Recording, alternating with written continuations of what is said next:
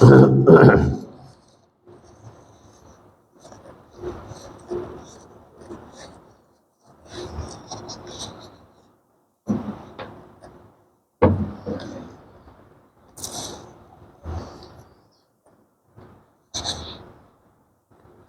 الحمد لله نحمده ونستعينه ونؤمن به ونتوكل عليه ونعوذ بالله من شرور أنفسنا ومن سيئات أعمالنا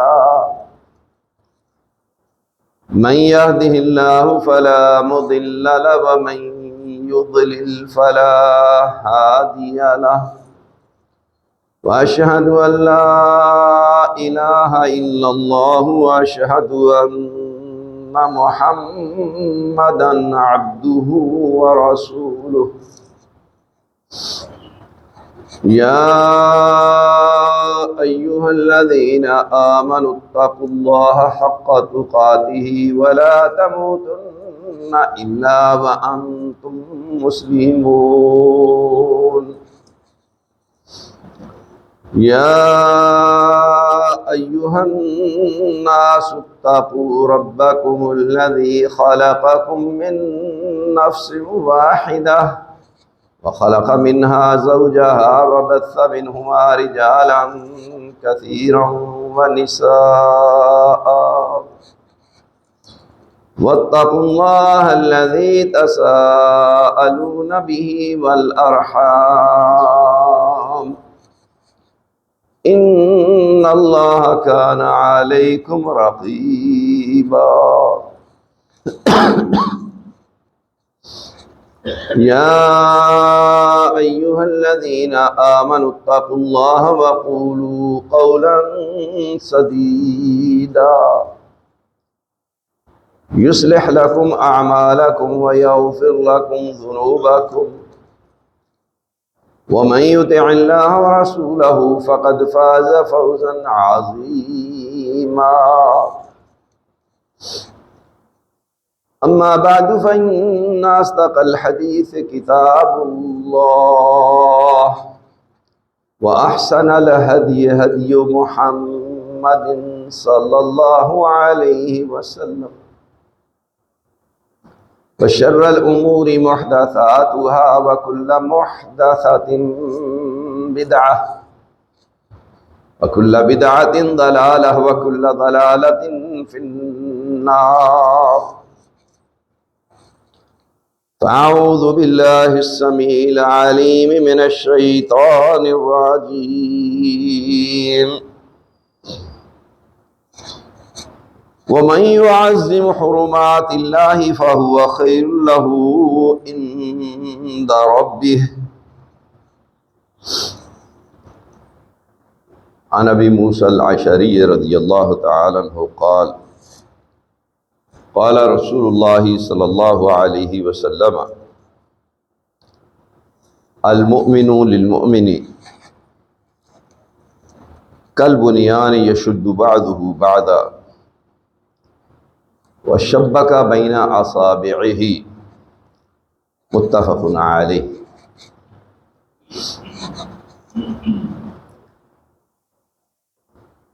اللہ تبارک و تعالیٰ کی حرمات، ان کی تعظیم کرنا یہ بہت لازم اور ضروری بات ہے، اور یہ دلوں کا تقوی ہے۔ اللہ تبارک و تعالیٰ نے جس چیز کو حرام قرار دیا ہے اس کو اختیار کرنا یا اللہ تبارک و تعالیٰ کے احکامات کو پامال کرنا، یا جن چیزوں کو اللہ تبارک و تعالیٰ نے اسلام کی نشانیاں، شعائر مقرر کیا ہے، ان کو پامال کرنا یہ بہت بڑا گناہ ہے۔ نبی اکرم صلی اللہ علیہ وآلہ وسلم نے باقاعدہ طور پر مثال دے کر کے یہ بات سمجھائی اور بیان کی، جیسا کہ ہم نے آپ کے سامنے ابو موسیٰ اشعری رضی اللہ تعالیٰ عنہ سے رسول اللہ صلی اللہ علیہ وآلہ وسلم کے الفاظ نقل کیے۔ آپ صلی اللہ علیہ وآلہ وسلم نے فرمایا، مومن کے لیے مضبوط محل کی طرح ہے، اس کا بعض حصہ بعض کو تقویت دیتا ہے۔ یعنی کوئی بھی بلڈنگ آپ دیکھ لیں تو جس طریقے سے اینٹوں کی چنائی ہوتی ہے وہ ایک دوسری کو تقویت دیتی ہیں کہ ایک دوسری کے درمیان میں وہ پھنسی ہوئی ہوتی ہے۔ تو آپ صلی اللہ علیہ وآلہ وسلم نے باقاعدہ طور پر شبک بین اصابعہ، اپنی ان انگلیوں کو انگلیوں کے درمیان ڈال کر کے اس طریقے سے یہ بات سمجھائی کہ ایسے یہ ایک دوسرے کو تقویت دیتی ہیں اور مضبوط بناتی۔ تو مومن دوسرے مومن کے لیے اسی طریقے سے کہ وہ ایک دوسرے کو تقویت دیتا ہے۔ تو خالی یہ تقویت ہی دیتا ہے نہیں، بلکہ وہ اس کی عزت، عصمت، مال، جان، اس کا ایمان، ہر چیز کی حفاظت کرنے والا۔ یہ وہ تعلیمات تھی جس کے نتیجہ میں مسلمان دنیا پر حکومت کرتے تھے اور خلافت قائم تھی۔ جب مسلمانوں نے ان تعلیمات کو پس پش ڈالا، اس کا نتیجہ آج ہم دیکھتے ہیں کہ آپس میں دست و گریباں اور رات دن ایک دوسرے کی عزت کے در پہ پگڑیاں اچھالی جا رہی ہیں، زبان درازیاں ہو رہی ہیں، الزامات لگائے جا رہے ہیں، بہتان لگائے جا رہے ہیں۔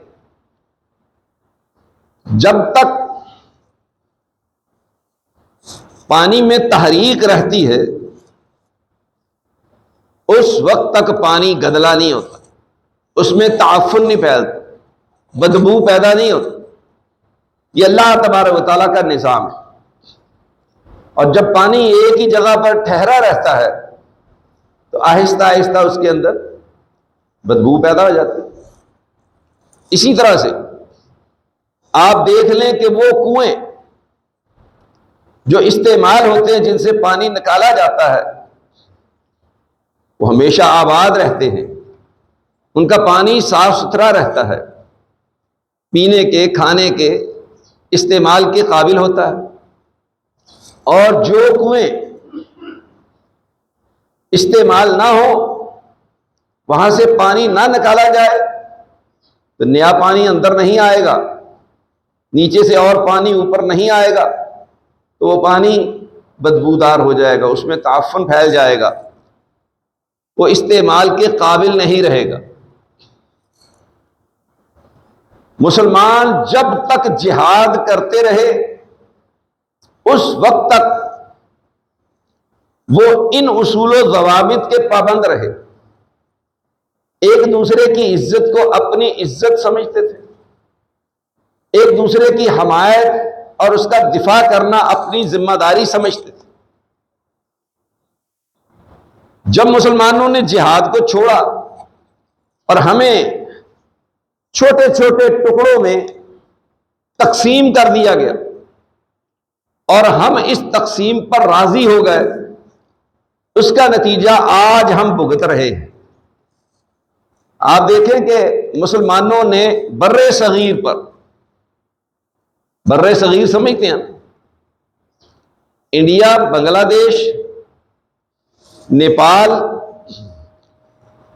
یہ پاکستان موجودہ، کشمیر، اس پورے خطہ پر 800 سال تک حکومت کی۔ جہاد چھوڑنے کا نتیجہ ہم یہاں پہنچ گئے کہ ہمیں الگ سے ایک چھوٹا سا خطہ دے دیا جائے، تاکہ ہم وہاں امن اور سکون سے رہ سکیں کہ جی دو قومی نظریہ کہ ہم ان کے ساتھ نہیں رہ سکتے. ٹھیک ہے جی، وہ ہندو ہیں، غیر مسلم ہیں، یہاں مسلمان اب رہ رہے ہیں، کیا وہاں کے مسلمانوں سے ہماری زندگی دینی اعتبار سے، ایمانی اعتبار سے بہتر ہے؟ یا ہم نے یہ خطہ حاصل کرنے کے بعد جو اغراض و مقاصد تھے اللہ کی حدود کو نافذ کیا؟ نہیں کیا. انگریزوں نے تو معاہدہ کیا مسلمانوں کے ساتھ جب خلافت عثمانیہ ختم ہوئی کہ آپ خلافت کا لفظ استعمال نہیں کریں گے، سوشل میڈیا پر آپ خلافت کا لفظ استعمال کریں پابندی لگ جائے.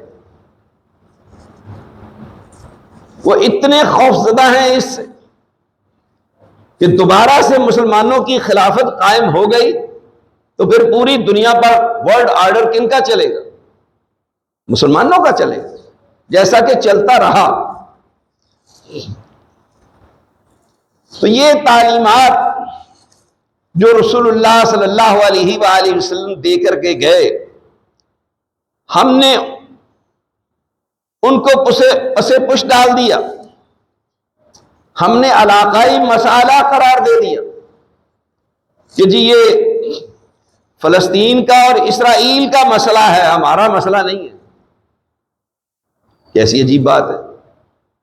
نبی صلی اللہ علیہ وآلہ وسلم تو یہ مثال دے کر کے سمجھائیں کہ مومنین کے آپس میں تعلقات اس طریقے سے جڑے ہوئے ہیں، ایک دوسرے سے الگ نہیں ہے. ہم نے الگ کر دیا. اور اسی طرح سے آپ علیہ الصلوۃ والسلام نے مزید مثالیں دی، مختلف مواقع پر اس کی اہمیت کو اجاگر کیا.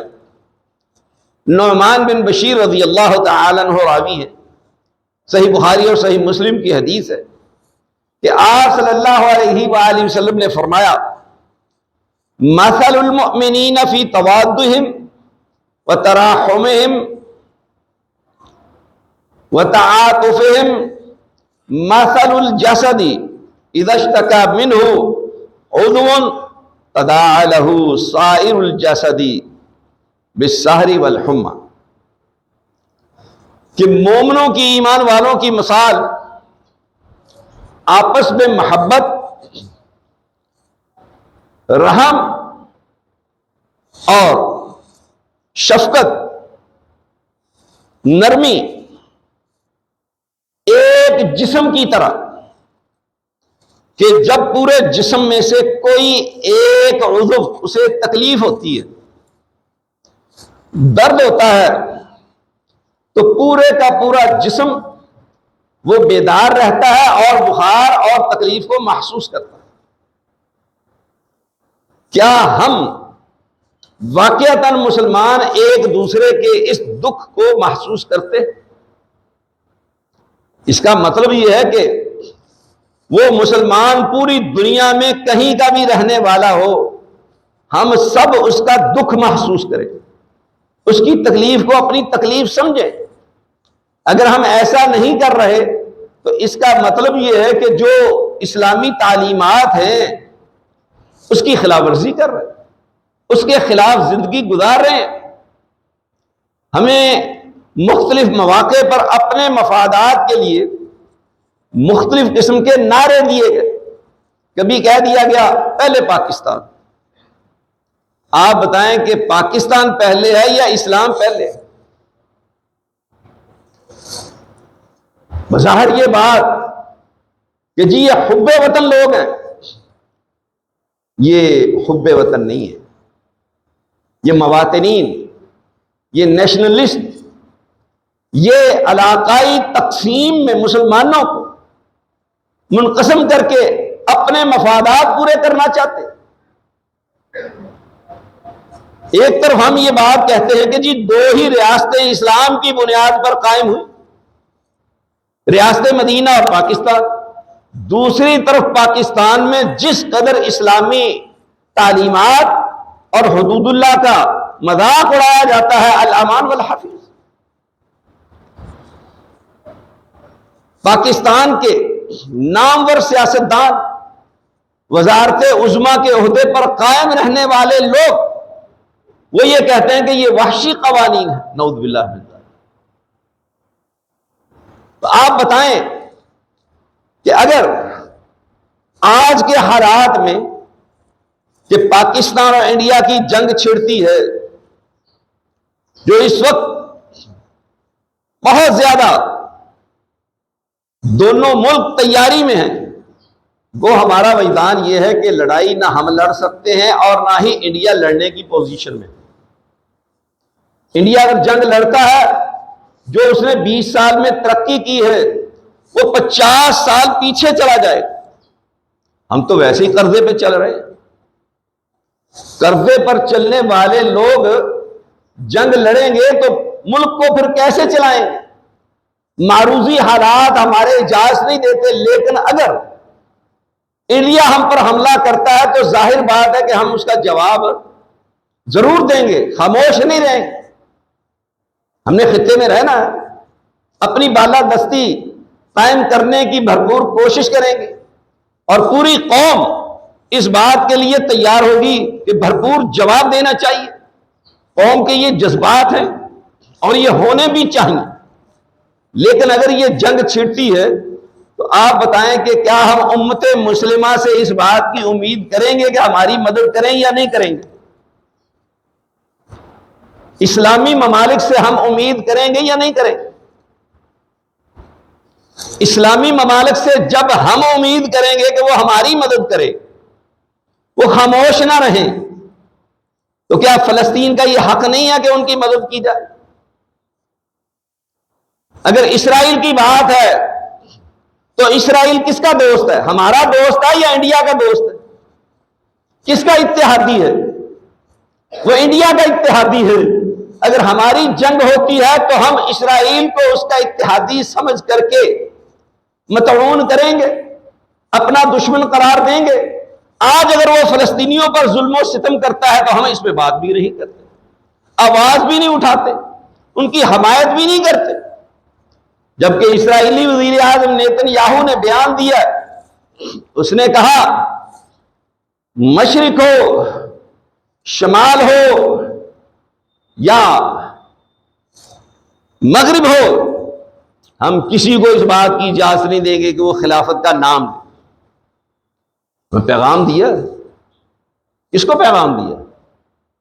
مصر کو پیغام دیا ہے، لبنان کو پیغام دیا ہے، شام کو پیغام دیا ہے کہ تم اسلام کی بات نہ کرنا، ہم اس کو برداشت نہیں کریں گے. وہ صرف ہمارے دشمن نہیں ہے، اصل میں کس کے دشمن ہے؟ وہ دین اسلام کے دشمن ہے. ہم اس بات کو سمجھنے کے لیے تیار ہی نہیں، نہ اس بات کو سمجھتے ہیں کہ جی یہ فلسطینیوں کا مسئلہ ہے.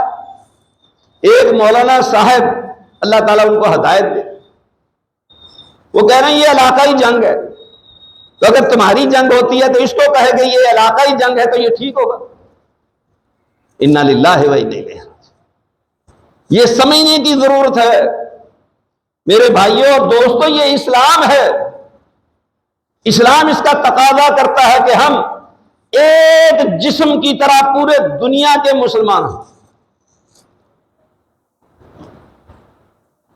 ان کے دکھ کو اپنا دکھ سمجھے، ان کی تکلیف کو اپنی تکلیف سمجھا جائے. اگر ہم فلسطینیوں کے ساتھ کھڑے ہوتے، اسرائیل کو جواب دیتے، آج انڈیا کو یہ جرت ہوتی نہیں ہوتی. ویسے یہ سرد جنگ ہے، حقیقی جنگ نہیں ہو سکتی. اس کے متحمل ہی نہیں ہیں دونوں ملک، اس لیے کہ ان کو معلوم ہے کہ یہ جنگ خطے کی تباہی ہے. اب تو مسئلہ لمبی جنگ لڑنے کا نہیں ہے، ایک میزائل ایٹمی چلنے کی دیر ہے، پورا علاقہ بھسم ہو جائے گا، ختم ہو جائے گا. آپ کو یہ بات معلوم ہونی چاہیے. ضیاء دور میں جب بارڈر پر بہت زیادہ کشیدگی تھی، موجودہ حالات سے کئی گنا زیادہ، ضیاء صاحب دبئی میچ دیکھنے چلے گئے کرکٹ کا. واپسی پر راجیو گاندھی سی آف کرنے کے لیے آیا. ضیاء صاحب بہت سنجیدہ تھے اور راجیو کا چہرہ ٹمٹما رہا تھا، کھلا ہوا چہرہ تھا. ضیاء صاحب تھوڑا آگے بڑھے، پھر واپس گئے. جا کر کے اس کے کان میں ایک بات کہی اور واپس مسکراتے ہوئے جہاز میں آگے سوار ہو. ضیاء صاحب ابھی پاکستان میں نہیں پہنچے، آرڈر جاری ہو گیا کہ تمام فوجیں بارڈر سے ہٹا لی جائیں. یاد آپ لوگوں کو، معلوم ہے آپ لوگوں کو یہ بات، جانتے ہیں آپ یہ بات. کیا پیغام دیا اس کو؟ اس کو بتایا گیا کہ ہم نے ایٹم بم تیار کر لیا، ہمارے پاس ایٹم بم موجود ہے. جس بھلے مانس نے ہمیں ایٹم بم بنا کے دیا، ہم نے اس کے ساتھ وہ سلوک کیا تاکہ ساری نسلیں جو ہیں یاد رکھیں کہ آئندہ کے لیے قوم اور ملک کی خدمت نہیں کرنی چاہیے. انا للہ و انا الیہ راجعون. یہ ہماری تاریخ ہے، یہ ہمارے حالات. اللہ تعالی ہمارے حال پہ رحم فرمائے، ہمیں ہدایت نصیب فرمائے، ہم قوم اور ملک کے ساتھ وفادار ہو جائیں. اور یہ وفاداری تب ہی ثابت ہوگی جب سب سے پہلے ہم کیا ہوں گے؟ ہم مسلمان ہوں، اسلامی تعلیمات پر عمل کرنے والے ہوں گے، تب یہ حالات ہوں. تو رسول اللہ صلی اللہ علیہ وآلہ وسلم کی ان تعلیمات کی روشنی میں آپ دیکھیں، دوسری روایت وہ صحیح مسلم میں ہے، اس میں آپ صلی اللہ علیہ وآلہ وسلم نے اسی اوپر والے مضمون کو جو بیان کیا گیا دوسرے الفاظ کے ساتھ بیان کیا ہے کہ المسلمون کرجل واحد، تمام مسلمان ایک آدمی کی طرح ہے. ان اشتکا عینہ، اگر اس کی آنکھ دکھے، وہ تکلیف محسوس کرے، اشتکا کلہ، تو پورا جسم جو ہے وہ تکلیف محسوس کرتا ہے. وَإِنِ اشْتَكَا رَأْسُهُ، اگر اس کے سر میں تکلیف ہو، اشتکا کلہ، تو پورے کا پورا جسم وہ تکلیف محسوس کرے. یہ مثالیں دے کر کے یہ باتیں کیوں سمجھائی گئی، کیوں بتائی گئی؟ کہ مسلمان کبھی بھی اپنے آپ کو دنیا کے کسی بھی کونے اور کھدڑے میں رہنے والا ہو اکیلا نہ سمجھے. وہ اس امت مسلمہ کا ایک فرد ہے، اور اس ایک فرد کے لیے، اس کی جان مال عزت کی حفاظت کے لیے پوری دنیا کے مسلمان اس کے ساتھ ہوں گے، اس کے دکھ درد میں شریک ہوں گے. جب ہم ایسا نہیں کرتے، نہیں کر سکتے، یا ہم نے ان تعلیمات کو چھوڑ دیا اور ہم اس کے دکھ کو اپنا دکھ نہیں سمجھتے، ہر مسلمان کی یہی حالت ہو جائے کہ یہ اس کی اپنی تکلیف ہے، اس کی اپنی تکلیف ہے، اس کی اپنی تکلیف ہے، یہ میری تکلیف نہیں ہے، میرا دکھ نہیں ہے، میرا درد نہیں ہے، تو پھر آپ بتائیں کہ نتائج کیا ہوں؟ دنیا میں پھر اسلام باقی رہے گا؟ جو اسلام کی بنیادی تعلیمات ہیں وہ باقی رہیں گی؟ آپ صلی اللہ علیہ وآلہ وسلم کی عالمگیر اور آفاقی تعلیمات، محدثین فرماتے ہیں کہ یہ حدیث دین اسلام کا 1/3 1/3 ہے، یعنی اسلام کا تیسرا حصہ اس ایک حدیث میں بیان ہو گیا. اس پر عمل کر لیا جائے تو 1/3 اسلام پر عمل ہو گیا. اللہ اکبر. بخاری اور مسلم کی روایت کہ آپ علیہ الصلوۃ والسلام نے فرمایا لا یؤمن احدکم حتی یحب لاخیہ ما یحب لنفسہ، تم میں سے کوئی شخص اس وقت تک حقیقی مومن نہیں ہو سکتا جب تک کہ جو اپنی ذات کے لیے پسند کرتا ہے وہ اپنے بھائی کے لیے بھی پسند کرے. آپ بتائیں کہ اس حدیث پر صرف مسلمان نہیں، پوری دنیا کے لوگ، مسلم ہوں یا غیر مسلم ہوں، یہودی ہو، عیسائی ہو، ہندو ہو، سکھ ہو، بدھ مت ہو، کمیونسٹ ہو، دہریے ہو، وہ عمل کریں کہ جو اپنے لیے پسند کرتا ہے وہ دوسرے کے لیے پسند کرے، جو اپنے لیے پسند نہیں کرتا وہ دوسرے کے لیے بھی پسند نہ کرے، پوری دنیا امن کا گہوارہ ہو جائے گی یا نہیں؟ جو اصول ہمارے اپنے لیے ہیں وہی فلسطینیوں کے لیے ہونے چاہیے، وہی دوسرے مسلمانوں کے لیے ہونے چاہیے۔ پھر آپ دیکھیں کہ دنیا میں حکومت آپ کی ہوگی، دنیا میں آپ کی عزت ہوگی، آپ کی بات میں وزن ہوگا، آپ بات کریں گے پوری امت مسلمہ آپ کے پیچھے کھڑی ہوگی۔ اب امت مسلمہ کے کسی بھی فرد پر کوئی مشکل آتی ہے یا کسی ملک پر کوئی مصیبت اور پریشانی آتی ہے تو وہ سب سے زیادہ طاقتور مسلم ملک کس کو سمجھتے ہیں؟ کیوں جی؟ اور پاکستان کو سمجھتے ہیں نا کہ ان کے پاس ایٹم بم ہے جس کا نام غیروں نے اسلامی بم رکھا ہوا ہے، وہ اسلامی ایٹم بم سمجھتے ہیں، اور واقعتاً اس کے لیے مسلمان حکمرانوں نے باقاعدہ ہمارے ساتھ تعاون کیا ہوا ہے، اس میں انہوں نے حصہ ڈالا ہوا ہے مالی طور پر، یہ بات مسلم اور طے شدہ ہے۔ اتنا بڑا پروجیکٹ جو پایا تکمیل کو پہنچا، صرف ہم نے ہی اپنا پیسہ خرچ کر کے اس کو تیار نہیں کیا، دوسرے اسلامی ممالک نے باقاعدہ طور پر اسلامی ایٹم بم سمجھ کر کے ہمارے ساتھ تعاون کی۔ ان پہ کوئی مشکل وقت آئے گا تو وہ کس طرف دیکھیں گے؟ اور دیکھتے ہیں پاکستان کی طرف۔ سعودیہ پر کوئی مشکل وقت آتا ہے تو وہ کس سے مطالبہ کرتا ہے؟ پاکستان سے مطالبہ کرتا ہے۔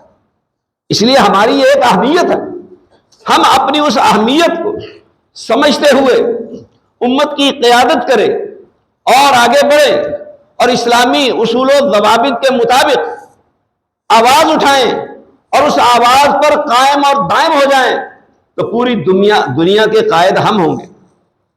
آپ کو معلوم ہے کہ ضیاء صاحب کے دور میں دو ہی افراد تھے، ایک ضیاء صاحب تھے، دوسرے سعودیہ کے حکمران تھے، لیکن ضیاء صاحب سے پہلے شاہ فیصل وہ پوری دنیا کا قائد مانا جاتا تھا۔ ان کے بعد جب ضیاء صاحب آئے اور افغان جہاد شروع ہوا تو پھر ضیاء صاحب کو پوری دنیا کا قائد اور لیڈر مانا گیا، تسلیم کیا گیا۔ کس وجہ سے؟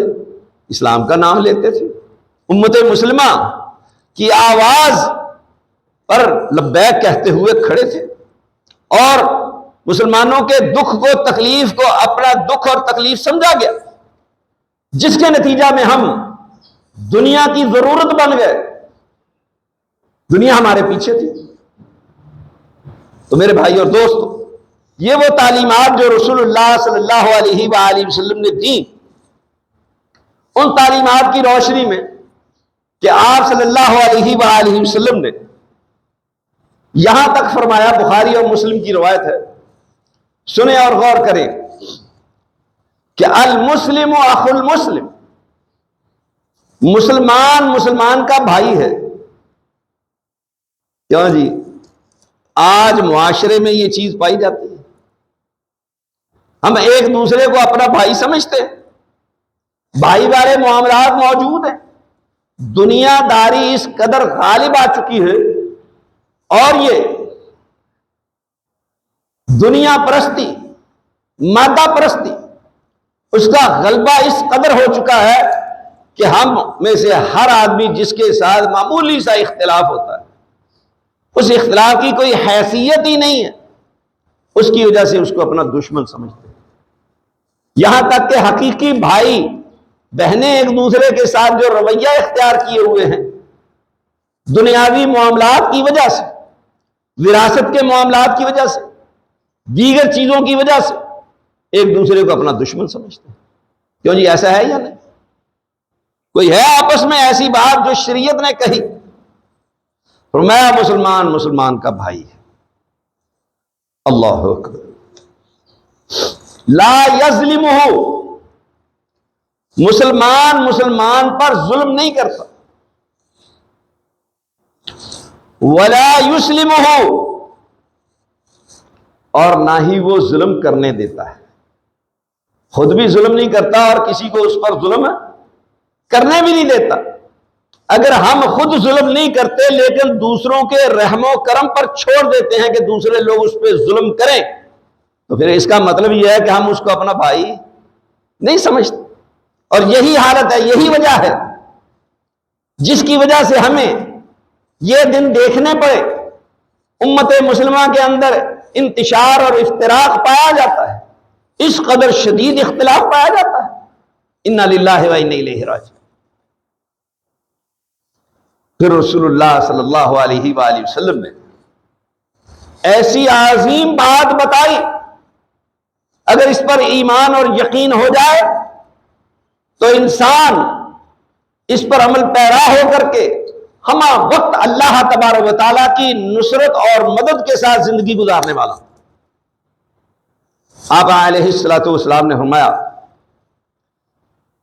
من کان فی حاجت اخیہ کان اللہ فی حاجتہ، جو شخص اپنے بھائی کی حاجت پوری کرتا ہے، ضرورت پوری کرتا ہے، اللہ تبارک و تعالیٰ اس کی حاجت اور ضرورت پوری کرتا ہے۔ من فرج عن مسلم کربتا فرج اللہ عنہ بہا کربتا من کرب یوم القیامہ، جو شخص اپنے کسی مسلمان کی تکلیف کو دور کرتا ہے، اس کے لیے آسانی پیدا کرتا ہے، تو اللہ تبارک و تعالیٰ قیامت کے دن کی تکالیف، اس دن کی پریشانیاں اس شخص سے دور کر دے گا۔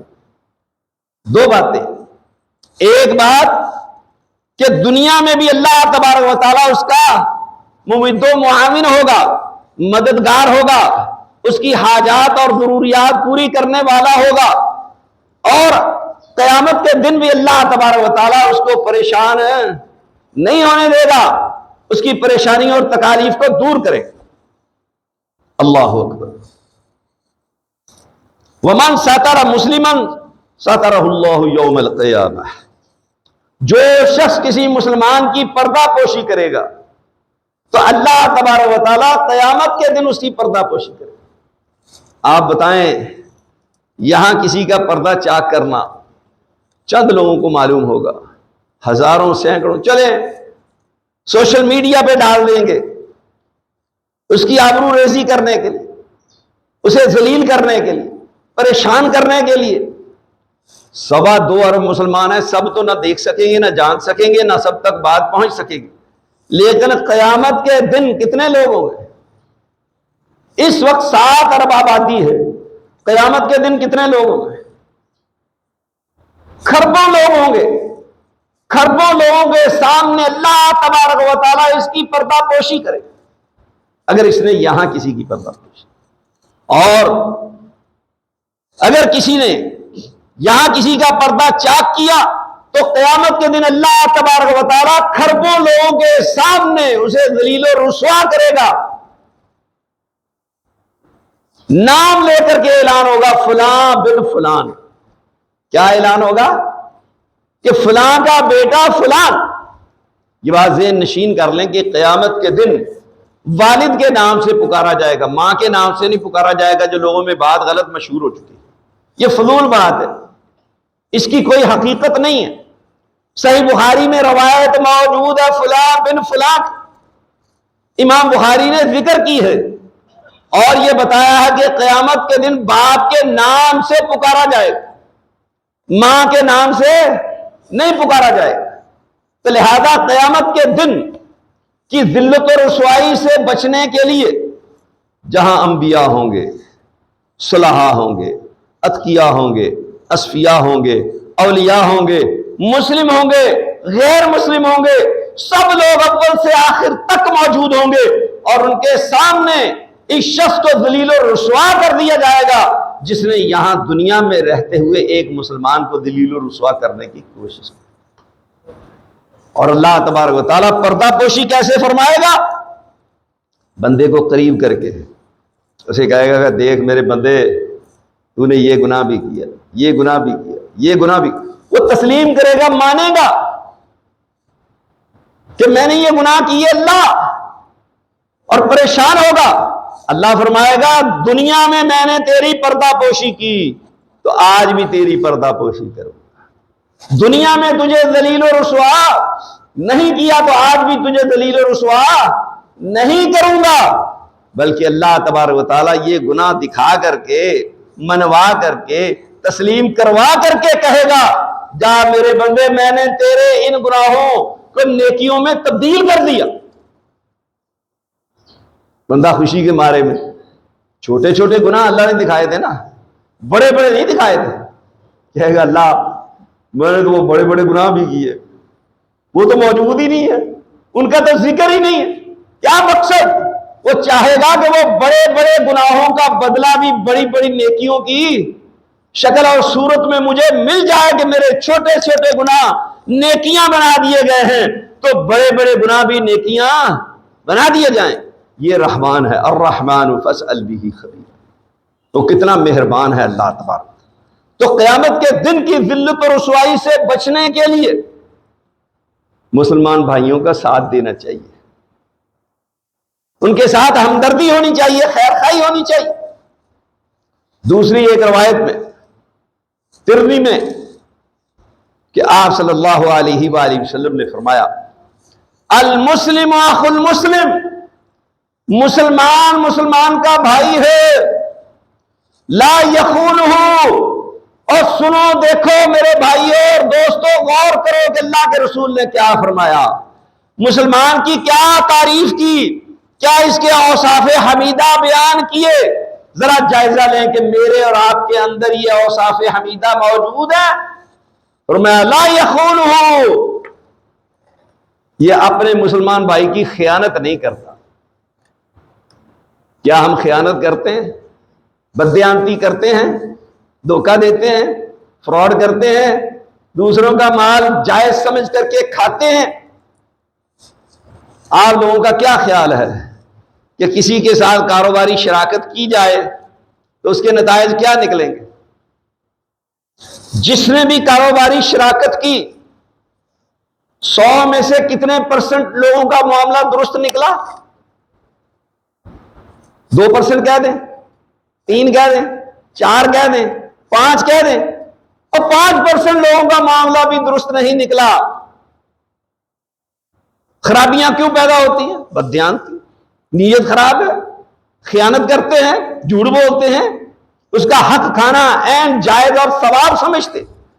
تو رسول اللہ فرماتے ہیں کہ المسلم اخو المسلم، مسلمان مسلمان کا بھائی ہے۔ اللہ، یہاں تو حقیقی بھائی جو ہے اس کو معاف نہیں کرتے، حق وراثت دیتے ہیں۔ بہنوں کا تو ذکر ہی نہیں ہے، وہ تو ویسی قربانی کا بکرا ہے جی، بہنیں قربانی دیتی۔ میں نے نہیں سنا آج تک کہ بھائی نے بھی کبھی قربانی دی ہو۔ بہنیں قربانی دینے کے لیے رکھی ہوئی ہیں۔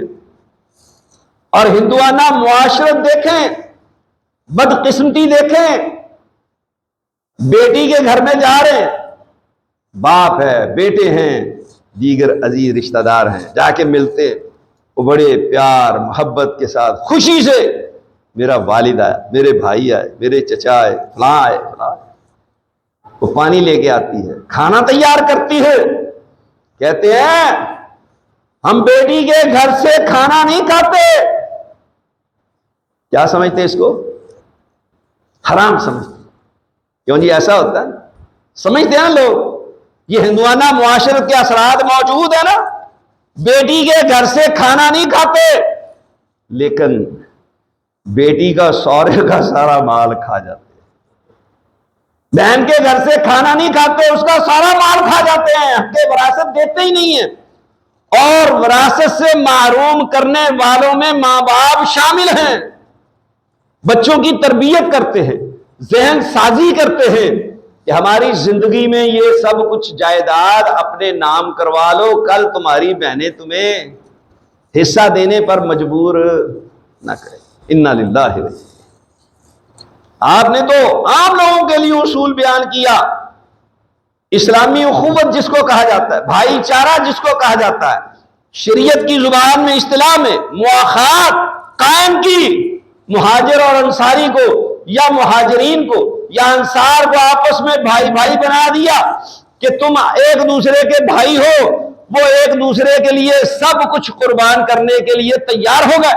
عبد الرحمن بن عوف رضی اللہ تعالیٰ عنہ اور سعد رضی اللہ تعالیٰ عنہ کا واقعہ ساری دنیا کو معلوم ہے، آپ ہمیشہ سنتے رہتے ہیں کہ آپ نے مواخات قائم کر دی۔ عبد الرحمن بن عوف مہاجر تھے، سعد رضی اللہ تعالیٰ عنہ انصاری تھے، آپ نے مواخات قائم کی، گھر لے گئے، کہتے ہیں کہ دیکھو جی یہ گھر ہے، یہ آدھا آپ کا ہے، باغ ہے یہ بھی آدھا آپ کا، یہ بیویاں ہیں دو، پسند کر لو، دونوں میں سے جسے تم چاہو اسے طلاق دے دیتا ہوں، اس سے شادی کر لو، سب کچھ آدھا آدھا۔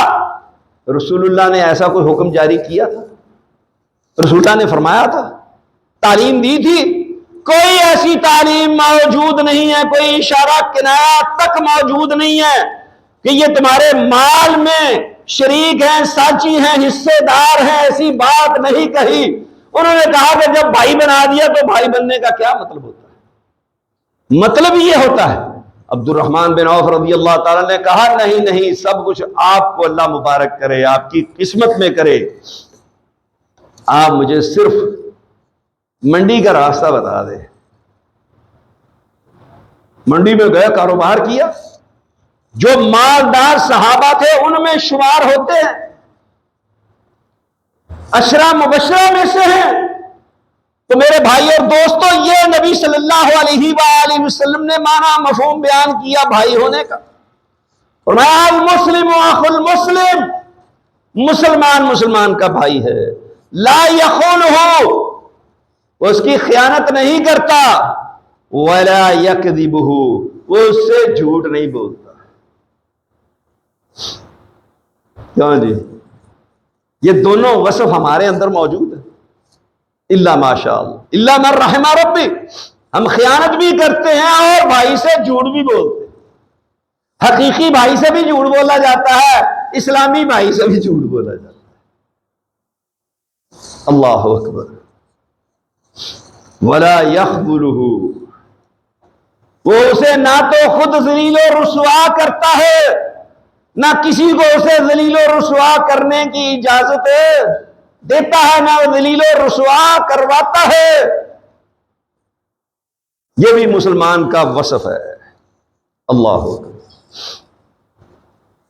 فرمایا کل المسلم علی المسلم حرام عرضہ ومالہ ودمہ، ہر مسلمان پر مال بھی حرام ہے، اس کی عزت بھی حرام ہے، اس کا خون بھی حرام ہے۔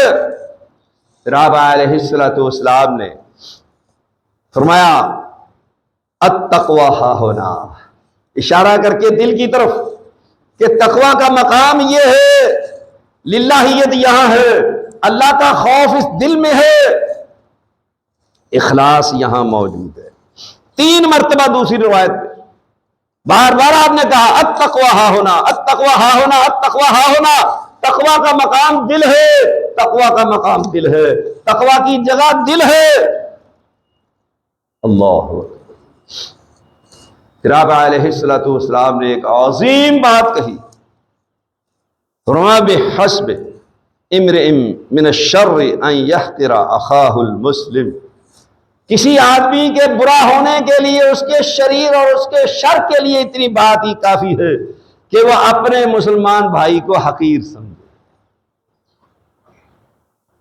اس کو کم تر سمجھے۔ تکبر کی تعریف بھی آپ علیہ السلام نے یہی کی ہے کہ فرمایا کہ تکبر کیا چیز ہے؟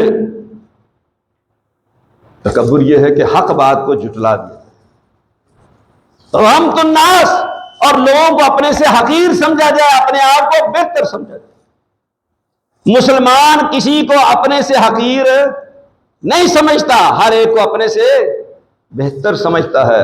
اگر وہ دیکھتا ہے کہ لوگ گناہگار ہیں تو وہ اللہ کا شکر ادا کرے کہ اللہ تو نے مجھے توفیق دی ہے کہ میں تیری توفیق سے ان گناہوں سے محفوظ ہوں۔ بچ گیا ہوں۔ یہ انسان کا کمال نہیں ہے، کس کی مہربانی اور عنایت ہے؟ یہ اللہ تبارک و تعالیٰ کی عنایت ہے، مہربانی ہے کہ ہم نیکی کرتے ہیں، برائیوں سے بچتے ہیں۔ ہمارا اپنا ذاتی کوئی کمال نہیں۔ اللہ اکبر۔ تو میرے بھائی اور دوستو، یہ چیزیں جو ہم نے آپ کے سامنے رکھی ہیں، ان پہ غور و خوض کی ضرورت ہے، اور ہمیں سوچنا چاہیے، غور کرنا چاہیے کہ کیا ہم مسلمان ایک دوسرے کے ساتھ یہی رویہ اختیار کرتے ہیں جس کی تعلیمات رسول اللہ صلی اللہ علیہ وسلم نے دی؟ کیا ہمارے اندر یہ اوصاف موجود ہے؟ یاد رکھیے، اللہ تبارک و تعالیٰ کے ہاں ایک مسلمان کو قتل کرنا اللہ تبارک و تعالیٰ کے گھر بیت اللہ سے زیادہ بڑا جرم ہے۔ ایک مسلمان کی حرمت اللہ تبارک و تعالیٰ کے نزدیک بیت اللہ سے بھی زیادہ ہے۔ سنن ابن ماجہ کی روایت۔ اور قرآن مجید میں اللہ تبارک و تعالیٰ کیا فرماتا ہے؟ من قتل نفسا بغیر نفس او فساد فی الارض فکأنما قتل الناس جميعا ومن احیاها فکأنما احیا الناس جميعا۔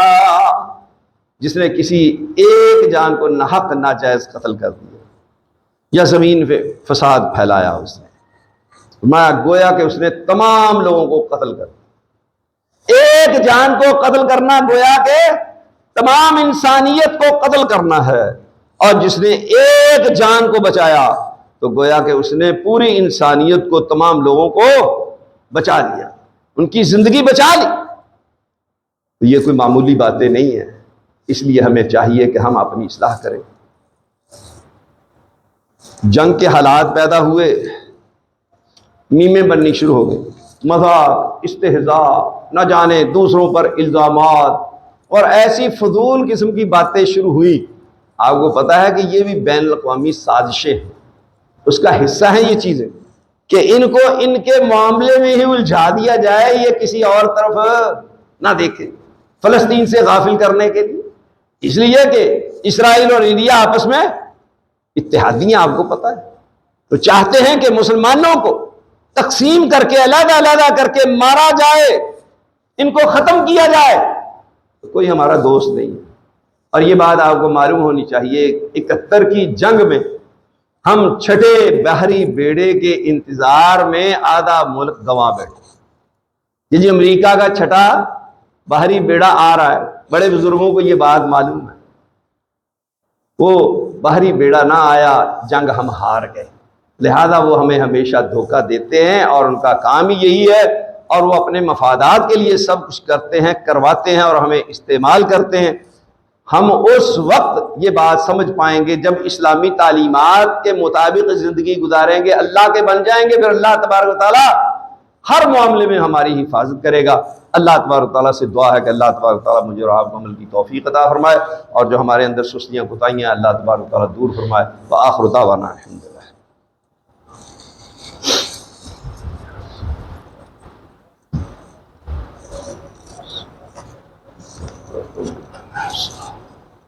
Yes.